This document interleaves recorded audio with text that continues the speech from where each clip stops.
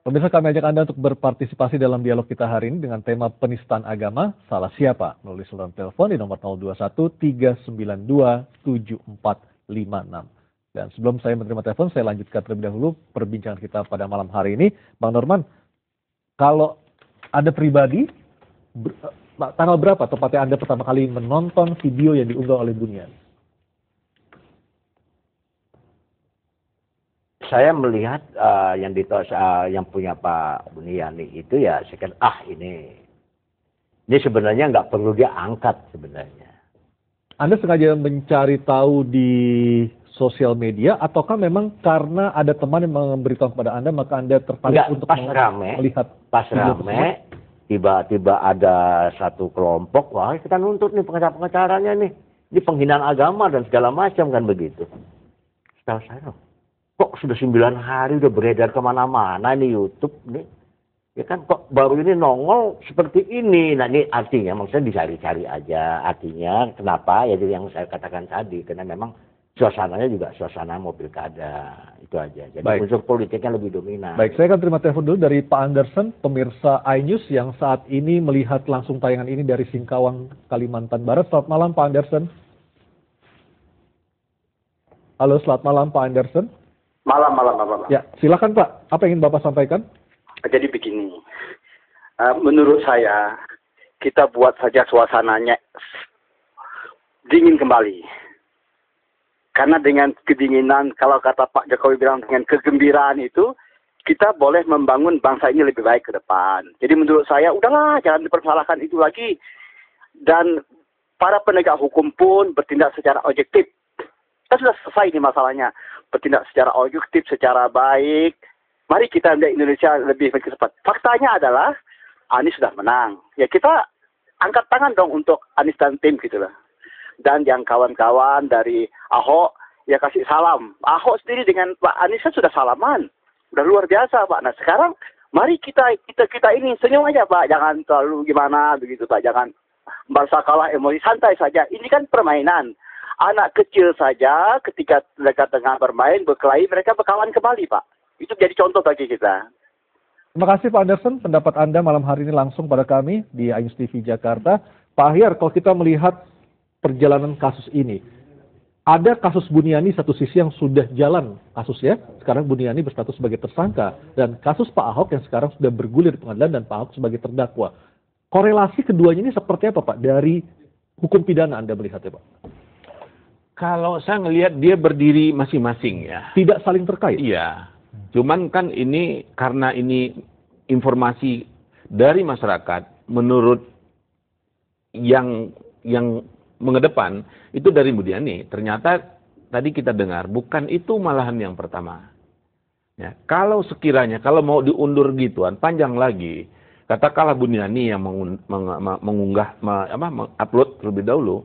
Kalau tidak ada Pak Ahok berpidato, tentu dia juga tidak akan ada uploadan. Kalau Pak Ahok nggak berpidato, nggak diunggah oleh bagian humasnya DKI, tentu tidak akan menyebar banyak. Jadi panjang cerita. Jadi kita pendek aja. Kalau yang Buniani, apa persoalannya? Ada nggak persoalan yang salah yang dilakukan di dalam upload itu? Kalau Pak Ahok benar nggak dia berkata itu? Kata itu penodaan, penghinaan, tidak. Itu saja. Ini dua hal yang berdiri masing-masing pertanggungjawaban pidananya dan pelakunya, dugaan pelakunya berbeda-beda. Dan tidak berkorelasi sesungguhnya. Iya, kalau saya lihat apanya, kalau ini karena ini di mana kausalitasnya di situ. Artinya ketika seorang JPU maupun terdakwa dan penasihat hukum yang mengkait-kaitkan nama Buniani dalam pledoi maupun tuntutannya, itu tidak masuk akal seperti itu Pak? Iya bisa saja, tetapi belum tentu juga ini diterima. Apa tujuannya? Apakah nanti penasihat hukum Pak Ahok mengatakan itu akan membuat dasar penghapus pidana? Juga tidak, karena dugaan tindak pidana akan berbeda dua orang ini. Bisa saja kan orang yang memberikan informasi ke masyarakat macam-macam informasi. Banyak informasi yang melalui media, apalagi akhir-akhir ini kan teknologi makin berkembang banyak. Jadi ya sudahlah, dijalanin aja masing-masing proses. Pak Adun, selain Anda mengecam keras apa yang dilakukan oleh jaksa maupun terdakwa dan penasihat hukumnya, apa yang bisa Anda lakukan atau akan Anda lakukan terkait dengan kasus hukum ini? Ya, pertama begini, kita akan mempersiapkan, ini sudah masuk P21 ya, Dan kalaupun itu terjadi proses pengadilan, masuk ke persidangan, kita siapkan semua, ya, bukti dan lain sebagainya, ahli, ya. Yang ahli ini sejak pertama kita tidak diberikan kesempatan ketika kemudian expose itu, ya, BAP pun dari pihak kita ini tidak di-compare ahli. Nah, itu akan kita siapkan. Tapi kita berharap begini, kalau memang ini tidak cukup bukti, unsur-unsur mengenai tindak pidana yang dilakukan oleh Buniani, ada ruang oleh jaksa, bisa itu deponering ataupun SKP 2. Ya kan? Atau SKP 2 diberhentikan penuntutannya tanpa masuk ke pengadilan. Kalau deponering dikesampingkan, SKP 2 ini diberhentikan penuntutannya. Ya kan? Jadi jangan dipaksakan. Terkesan ini terlalu dipaksakan. Kenapa terlalu dipaksakan? Si berkas ketika kemudian proses BAP awal oleh penyidik Polda itu dilimpahkan ke Kejati DKI. Kurang lebih 2 kali bolak-balik itu berkas. Ya kan? Malah lepas dari waktu 14 hari yang menurut KUHAP itu harus dikembalikan. Itu. Jadi ketika lepas dari 14 hari, menurut SOP kejaksaan, kalaupun ada berita acara tambahan, itu tidak sah. Gitu. Nah, ini telat dia balikan. Setelah dikembalikan, tiba-tiba si berkas dialihkan ke Kejati Jawa Barat. Ya kan? Di Jawa Barat pun sempat dikembalikan kembali kepada penyidik. Hanya ketika kemudian ekspos di Kejagung, mungkin ada arahan dari sana untuk berlanjut. Akhirnya lanjut. Artinya ini dari awal sudah kasus Buniani ini diada-adakan dan dipaksakan. Sekarang saya tanya, apa yang salah dengan Buniani? Ya, kalau tadi kronologisnya seperti itu, apa yang salah? Sebelum Buniani mengupload, itu orang-orang yang sangat keras, ya, mengupload berikut videonya banyak. Saya akan buktikan. Baik, kita akan menerima dulu telepon dari Mataram, Nusa Tenggara Barat. Ada Pak Aziz. Selamat malam, Pak Aziz. Selamat malam. Apa yang ingin Bapak sampaikan, Pak? Jadi saya cuma menyampaikan sedikit seperti apa yang disampaikan oleh Pak. Ya, selamat malam, Pak Aryo. Ya, selamat malam, Pak. Silakan, Pak. Saya cuma mau menyampaikan sedikit seperti apa yang disampaikan Bapak pengamat hukum serta itu kuasa hukumnya Pak Buniani. Untuk kasus ini jelaslah kita nggak usah mencampur adukan antara kasusnya Pak Buniani dengan kasusnya Pak Ahok. Di situ tidak ada benang merah di antara keduanya. Seperti yang dibilang Pak Aryo tadi, tidak ada asap kalau tidak ada api, ya. Untuk kasus ini sendiri, Pak Buniani bukan orang pertama kali mengupload video tersebut mengenai apa yang disampaikan oleh Pak Ahok di Kepulauan Seribu tersebut. Jadi kita harus fokus pada masing-masing kasus. Baik, terima kasih Pak Aziz. Pendapatnya langsung disampaikan dari Mataram, Nusa Tenggara Barat. Pak Norman, Anda pasti tidak setuju dengan pendapat dari Pak Aziz karena Anda mempunyai pandangan yang berbeda. Sama, hampir sama. Sama? Hampir sama. Artinya tidak boleh mencampur adukan seperti itu? Ini kalau Buniani kan kasusnya tersendiri. Kasusnya tuh kan dianggap menghasut, mengajak. Akhirnya terjadi yang dituduh Ahok, kan begitu.